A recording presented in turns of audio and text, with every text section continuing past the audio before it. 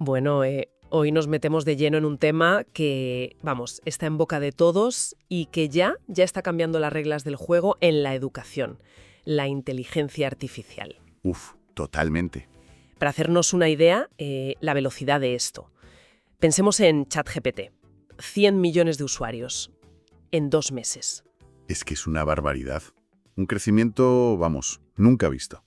Y claro, genera fascinación, pero también cierta inquietud, ¿no? Lógico, exacto, una mezcla, porque nos pone delante un escenario totalmente nuevo. Sí, la tecnología va a una velocidad increíble, ¿sabes? Ofrece herramientas que, bueno, podrían revolucionar cómo enseñamos, cómo aprendemos, pero a la vez nos obliga a pararnos, a pensar en cosas, bueno, fundamentales. Ética, pedagogía. ¿Cómo metemos esto en el aula sin perder el norte?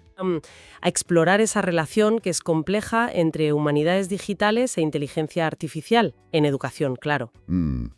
Y nos vamos a guiar por las ideas, por la investigación de la doctora Franaid Di Silva Signe. La idea es, bueno, desgranar un poco los retos que ya están aquí. Que no son pocos. No. Y también las oportunidades, que las hay. Y las competencias que, bueno, organismos como la UNESCO dicen que necesitamos. Tanto profes como alumnos, ¿eh? Eso es. Y ver cómo empieza a aterrizar esto en la práctica. En el día a día. El objetivo es ese, ¿no? Ir un poco más allá de la superficie. Entender no solo qué está cambiando la IA, sino por qué es tan importante mirarlo con ojos humanistas. Claro, porque no es solo poner ordenadores nuevos, ¿sabes? Es hacerlo pensando, asegurándonos de que esto sirva para que las personas crezcan. Pues venga, si esa es la panorámica, aterricemos en los obstáculos. Has dicho velocidad. Y es que esa velocidad de la IA choca, ¿no? Choca de frente con el ritmo de los sistemas educativos, que suele ser, bueno, más pausado. Es una tensión clarísima. La IA cambia casi cada día. Y adaptar un currículum, formar a miles de profesores, poner la infraestructura, eso lleva tiempo. Mucho tiempo y planificación. Claro. Y la UNESCO, insiste mucho en esto del enfoque centrado en la persona. Que la IA potencie, que respete derechos, no al revés. Y distinguen, ¿verdad?, 3 formas de relacionarse con la IA en educación. Sí, básicamente. Aprender con la IA, o sea, usarla como herramienta. Luego, aprender sobre la IA, entender cómo funciona por dentro, digamos. Y prepararse para la IA, o sea, entender qué impacto tiene en la sociedad, en el trabajo. Suena muy lógico, sí. Pero claro, para llevar eso al aula, los profes tienen que estar preparados. Y aquí hay un cuello de botella importante, ¿no? Los datos que tenemos de 2022 serán llamativos. Poquísimos países, sí. En ese momento creo que eran solo 7 en todo el mundo los que tenían algún marco, alguna guía sobre IA para formar a sus docentes. ¿7? 7. Imagínate, eso deja a la gran mayoría de educadores pues sin una hoja de ruta clara. ¿Cómo integro esto? ¿Con qué criterios? ¿Cómo lo hago bien? Ética y pedagógicamente. Pues es complicado si no hay una guía desde arriba. Es una brecha enorme. Y claro, esa brecha se ve también en los contenidos, en el currículum. Si los profes no están formados, pues difícil actualizar los planes de estudio al ritmo que toca, ¿no? Solo 15 países, decíamos, en 2022. Exacto, y ahí tienes la paradoja. Queremos formar gente para el siglo XXI, ¿verdad? Claro. Pero a veces los marcos educativos parece que siguen anclados, bueno, en el siglo pasado. Y mientras los chavales, fuera de clase, usan IA todo el rato. Sin saber muy bien qué es, muchas veces. Claro, sin esa mirada crítica que deberían pillar en la escuela. Esa preocupación por los ensayos hechos con IA, que salió en The Register. Eso es solo la punta del iceberg. Una señal de esa desconexión. Lo que nos lleva directos a la equidad. Si no andamos con cuidado al meter la IA, no podemos hacer más grandes las diferencias que ya hay. La brecha digital, la social. Es un riesgo muy, muy real. Piensa, necesitas buena conexión, necesitas dispositivos, necesitas que el centro esté preparado digitalmente. Y eso no lo tiene todo el mundo. Ni de lejos. Entonces, si la IA educativa buena depende de esos recursos y no hacemos un esfuerzo real por universalizarlos, pues la desigualdad puede aumentar mucho. Por eso ese lema de poner la humanidad por delante es vital. La IA tiene que ser un medio para que todos aprendan mejor, no un lujo que encima excluya. Vale. Tenemos falta de formación, currículos que no llegan, brecha digital, pero también está el factor humano, ¿no? La resistencia al cambio. ¿Cómo lo ven los profes? Pues hay de todo, claro. Sería injusto generalizar. Pero sí, es innegable que hay recelo. Normal, quizá. Normal. Algunos docentes, quizá un poco quemados ya con tanta digitalización forzosa de la pandemia, pues pueden ver la IA como otra complicación más, como una amenaza a su papel tradicional. Entendible. Por eso es tan importante el mensaje. La IA bien usada no te quita el trabajo. Al revés, te puede potenciar. Te puede liberar de tareas, más rollo, más repetitivas, para que te centres en lo importante, en hablar con el alumno, en despertar su curiosidad, en el acompañamiento. Y ahí, claro, entramos de cabeza en la ética, que quizás es lo más peliagudo. El plagio es lo primero que salta, pero ¿y los datos? La privacidad de los datos de los críos. Es que es crucial. ¿Y cómo les enseñamos a ser ciudadanos digitales responsables? Son dilemas gordos, sí. Necesitamos protocolos súper claros, transparentes, sobre cómo se recogen esos datos, para qué se usan, cómo se protegen. No vale solo con usar la tecnología, hay que entender qué implica. Ya se empieza a mover algo, ¿no? Como las guías de estilo APA sobre cómo citar IA. Sí, esa es una señal de que hay que poner normas. Pero la conversación sobre ética digital tiene que ser mucho más profunda y empezar desde bien pequeños. Y además, no olvidemos que la IA de hoy no es magia. Tiene sus límites. Por supuesto. Y son importantes. A menudo, las IAs actuales no pillan bien el contexto, ¿sabes? Les falta sentido común, no tienen creatividad como la entendemos los humanos. Fallan. Fallan, claro. Y dependen totalmente de los datos con los que las entrenas. Si los datos tienen sesgos, la IA los hereda. Y no son autónomas, ¿eh? Y luego están los temas de seguridad, de privacidad. Hay que conocer esas limitaciones para no caer en pensar que esto lo soluciona todo por arte de magia. Entonces, resumiendo, los retos son estructurales, políticas, infraestructuras, son formativos, son culturales, mentalidades, resistencias, y son éticos. Vamos, que es un cambio de sistema en toda regla. Sin duda. Un cambio gordo que pide una respuesta coordinada. Pero bueno, identificar los problemas es el primer paso, ¿no? Exacto. No es para quedarse paralizado, al revés. Es para decir, vale, esto es lo que hay, cómo buscamos soluciones. Y sobre todo, cómo exploramos el potencial enorme que también tiene la IA si la enfocamos bien. Porque hay muchas oportunidades ahí. Pues vamos a por ellas. Exploremos esa otra cara de la moneda. ¿Cómo en concreto puede la IA mejorar la educación? A ver, el potencial es inmenso. Sobre todo para hacer una educación más a medida de cada uno, ¿sabes? Más personalizada. Y más accesible. Pero con el profe y el alumno en el centro, ¿no? Siempre. La doctora de Silva insiste mucho en esto. Hay que cultivar la curiosidad, la criticidad, incluso la serendipia, el encontrar cosas sin buscarlas. Y asumir que siempre vamos a ignorar algo y dudar de lo que parece perfecto salido de la máquina. La IA es un asistente inteligente, sí, pero una herramienta para mejorar lo que hacemos. No una fuente de verdad absoluta. Me gusta esa idea del asistente pedagógico. Una de las grandes promesas es esa, la personalización a gran escala, adaptar el ritmo, el contenido a cada estudiante. Eso suena revolucionario. ¿Y lo es? Imagina sistemas que ven dónde patina un alumno y le dan refuerzos justo ahí. O que le ponen retos extra al que va sobrado. La IA puede manejar datos de aprendizaje a una escala imposible para una persona. Puede ofrecer caminos mucho más adaptados. Y eso conecta con el feedback inmediato, ¿no? Totalmente. Poder corregir ejercicios, señalar fallos típicos, dar pistas casi al momento. Eso puede acelerar mucho el aprendizaje. Y quitarle trabajo al profe. Exacto. Trabajo de corrección, sí. Pero también permite una evaluación, digamos, más inteligente. Analizar cómo aprende alguien a lo largo del tiempo, ver patrones. Ojo, siempre con protocolos claros para los datos, ¿eh? Fundamental. Eso por descontado. Protocolos institucionales muy serios sobre el uso ético de esos datos. Pero el potencial para liberar al docente de la parte más mecánica de evaluar y que se pueda centrar en lo cualitativo es enorme. También se habla de detectar pronto si alguien tiene dificultades. ¿Cómo iría eso? Pues las plataformas educativas, con IA, pueden ir viendo cómo progresa el estudiante. Y si detectan patrones raros que sugieren que se va a descolgar o que tiene problemas en mates, por ejemplo, pues pueden saltar alertas.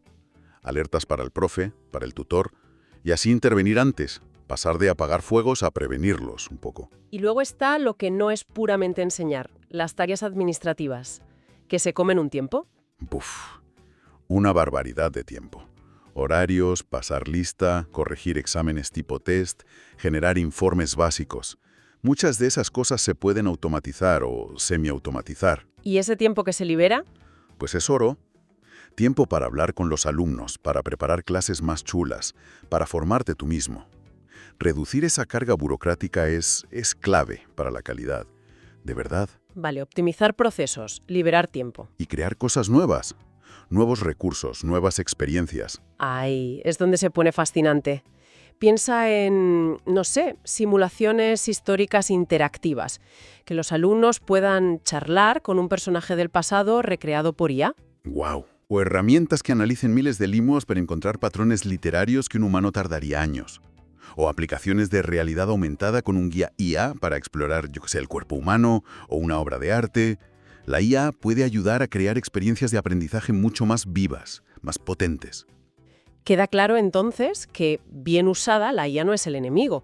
Puede ser un catalizador brutal para una educación, pues eso, más rica, más eficaz, más personal. Bien usada, esa es la frase clave. Necesita visión, necesita inversión, necesita formación y sobre todo necesita un marco ético muy sólido. No es la panacea, no es una varita mágica. Es una herramienta muy poderosa que tenemos que aprender a usar con cabeza. Y ahí es donde entran las guías, los marcos de referencia, que mencionabas. Como los de la UNESCO, sí, los que sacaron entre 2023 y 2024, que intentan dar una hoja de ruta global para que esto se haga bien. Son importantes, ¿no? Muy importantes, porque han desarrollado marcos de competencias tanto para profes como para estudiantes. Buscan orientar para que la integración sea, pues eso, integral, ética y que funcione. Dan una visión estructurada. Vamos primero con los docentes. ¿Qué áreas clave ve la UNESCO para ellos? Pues básicamente son como 5 grandes bloques. Lo primero, siempre la perspectiva humana y ética. O sea, pensamiento centrado en lo humano y ética de la IA. Eso por delante.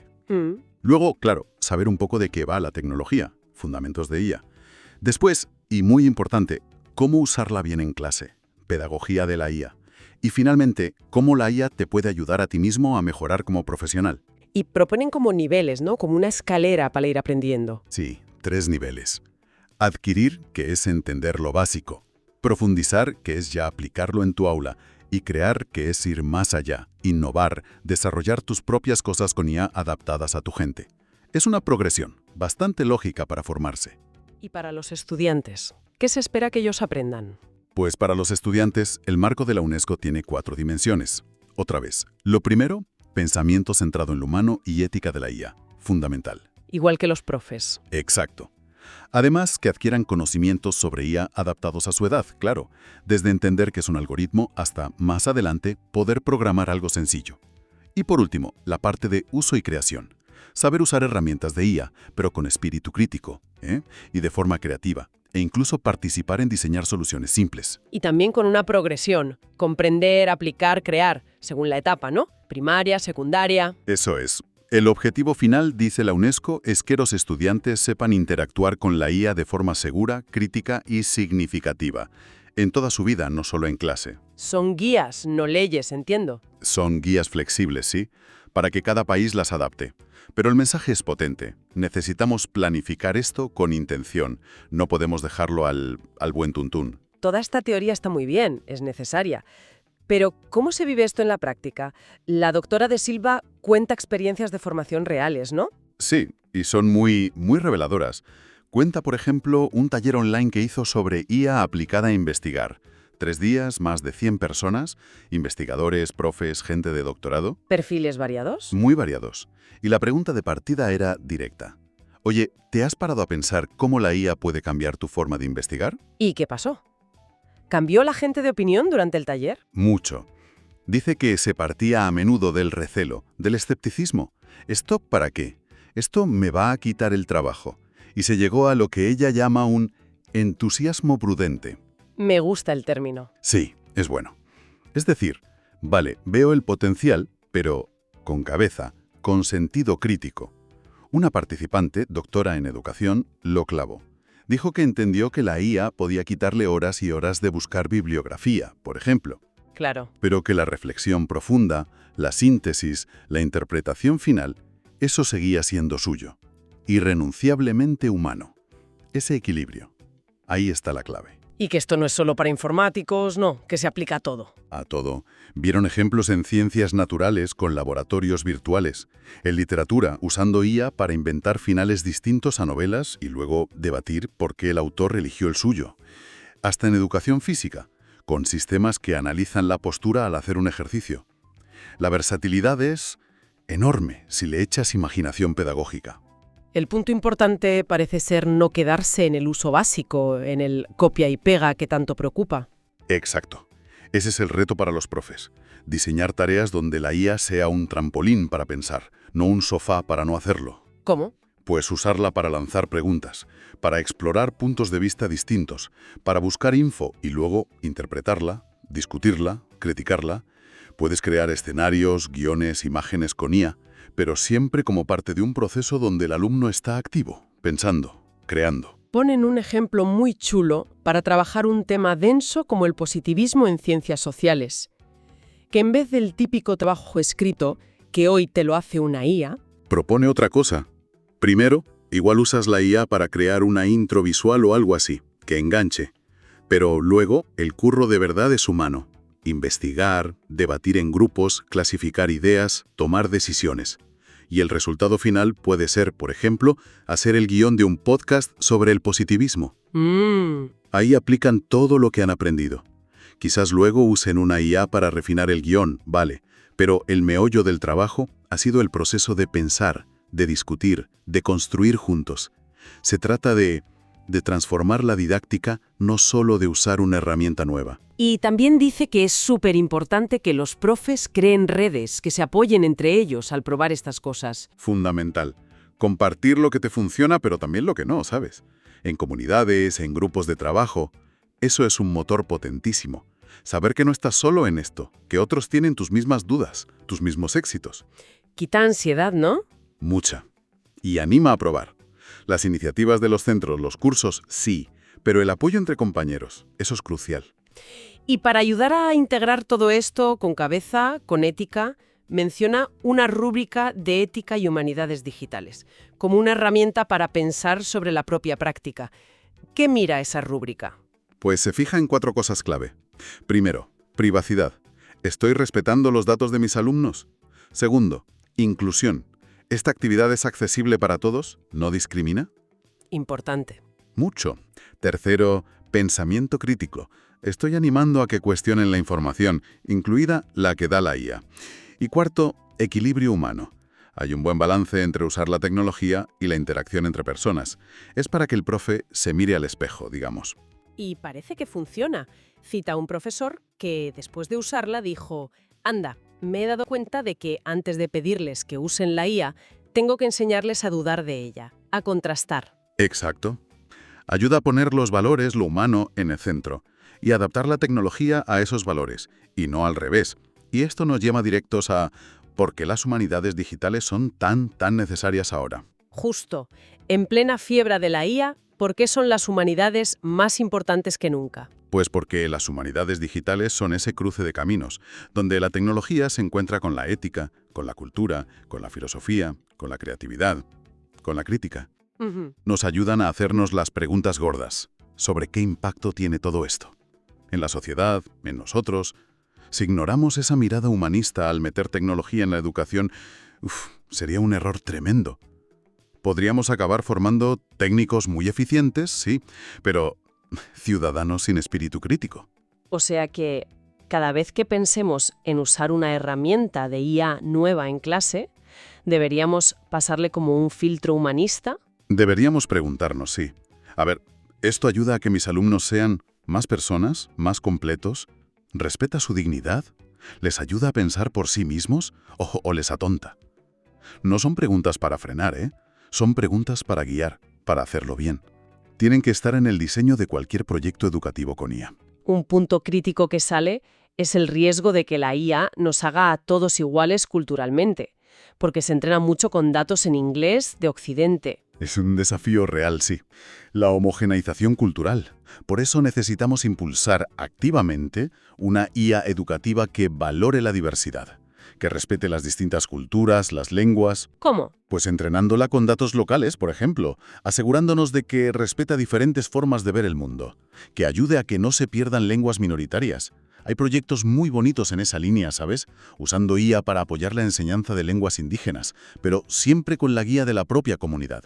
Se trata de luchar contra los sesgos y contra esa tendencia a que todo sea igual. Y las propias humanidades digitales también están usando estas herramientas para innovar, ¿no? Claro, un montón. Desde museos virtuales que te adaptan la visita según tus intereses, hasta análisis de miles de textos para ver cómo evolucionó un estilo literario o incluso arte creado entre un artista y un algoritmo. Son campos que demuestran que tecnología y sensibilidad humana pueden ir de la mano y sacar chispas juntas. Llegamos ya casi al final, al llamado a la acción. Si tuvieras que destilar mensajes clave para los distintos implicados en la educación, ¿qué les dirías? A ver, para los profes e investigadores, formación continua, sí o sí, experimentar, pero con ojo crítico y ético, y asumir ese papel tan bonito de ser maestros humanistas en esta era digital. Vale. ¿Y para los que mandan, los que hacen las políticas? Pues, que se pongan las pilas. Hay que actualizar los currículos ya. Invertir en que todo el mundo tenga acceso, en equipos, en conexión, priorizar la formación docente, pero de calidad y que dure. Y que al tomar decisiones sobre tecnología, siempre tengan esa mirada humanista. ¿Y para los estudiantes y sus familias? Que sean curiosos, pero críticos. Que exijan una educación que les enseñe a entender la tecnología, no solo a usarla como borregos. Y que se impliquen en construir entre todos una cultura digital, pues eso, ética y responsable. Y para las instituciones, sobre todo universidades y demás, se hablaba de una hoja de ruta, ¿no? Basada en la UNESCO. Sí, se puede resumir en varios pasos clave. Primero, desarrollar la capacidad tecnológica dentro de la propia institución. Segundo, formar a todo el personal, profes, administración, todos. Tercero, poner por escrito políticas claras sobre ética y privacidad. Y cuarto, crear un ambiente que anime a innovar con responsabilidad y a colaborar entre distintas áreas. La conclusión parece clara. Prohibir la IA o mirar para otro lado no sirve de nada. No es una opción viable, ¿no? El camino es construir juntos, con cabeza, colaborando, pensando qué futuro educativo queremos en este escenario nuevo. Ese es el gran reto, sí. Y la gran oportunidad también. Bueno, pues ha sido una exploración intensa, pero yo creo que muy necesaria. Hemos visto los desafíos, que son enormes, la preparación, la equidad, la ética, pero también las puertas que abre la IA para una enseñanza más personal, más eficaz y, ojalá, más enriquecedora. Y el hilo que lo ha cocido todo, ¿verdad? Ha sido esa necesidad de no perder el norte, de mantener el foco en la persona, de guiarnos por la ética, por esa mirada crítica y reflexiva que nos dan las humanidades. Sin esa brújula, es fácil deslumbrarse con los cacharros y perder lo importante. Para cerrar, pues dejamos una pregunta ahí, flotando, una reflexión para seguir dándole vueltas después de apagar esto. Ahora que estamos metiendo estas herramientas de IA tan potentes en la educación, ¿cómo nos aseguramos de que no solo estamos haciendo estudiantes más eficientes, sino, sobre todo, ciudadanos más reflexivos, más éticos y más profundamente humanos? Ahí queda eso. Una pregunta fundamental para navegar este futuro que ya está aquí.